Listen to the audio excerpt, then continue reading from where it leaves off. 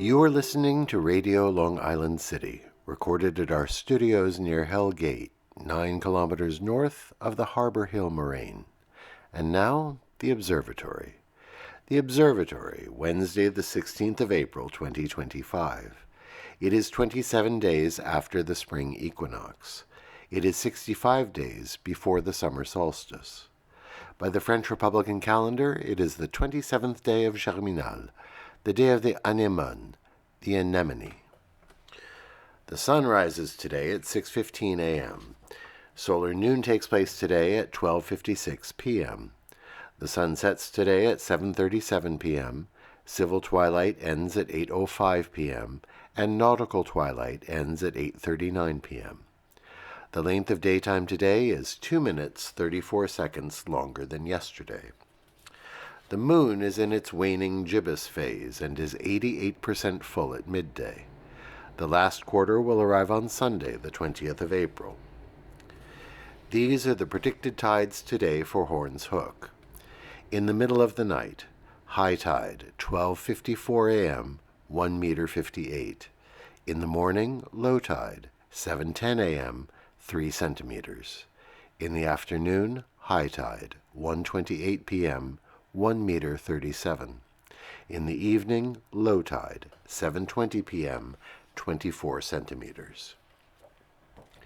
In our shared realm of plants and animals, in the central grove in Socrates Sculpture Park, daffodils bravely pierce the wood chip mulch. Unfortunately, not tucked away safely in a flower bed, they are trodden upon and a bit worse for the wear. But let's hear it for those brave, dusty daffodils. Commemorations. On this day in the year 73, the Jewish fortress of Masada fell to the Romans after several months of siege. This was the end of the First Jewish-Roman War. On this day in 1818, the United States Senate ratified the Rush-Bagot Treaty. It limited naval armaments on the Great Lakes and Lake Champlain. Since that time, the Canadian border has been a peaceful, unmilitarized boundary with the United States. It is a testament to 2 centuries of peace and cooperation between friendly nations.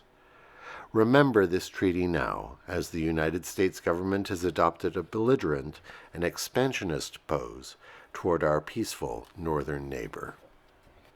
On this day in 1963, Martin Luther King Jr. released his open letter from Birmingham jail, one of the seminal texts of the civil rights movement.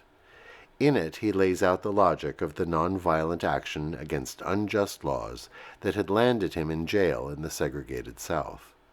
In the letter, he also challenges white moderates who counseled patience in the face of injustice. One key passage reads thus: "Injustice anywhere is a threat to justice everywhere. We are caught in an inescapable network of mutuality, tied in a single garment of destiny. Whatever affects one directly affects all indirectly." A solemn anniversary. On this day in 1975, the Khmer Rouge marched into the Cambodian capital, Phnom Penh. It was the beginning of a reign of terror that would last 4 years and kill almost 2 million people.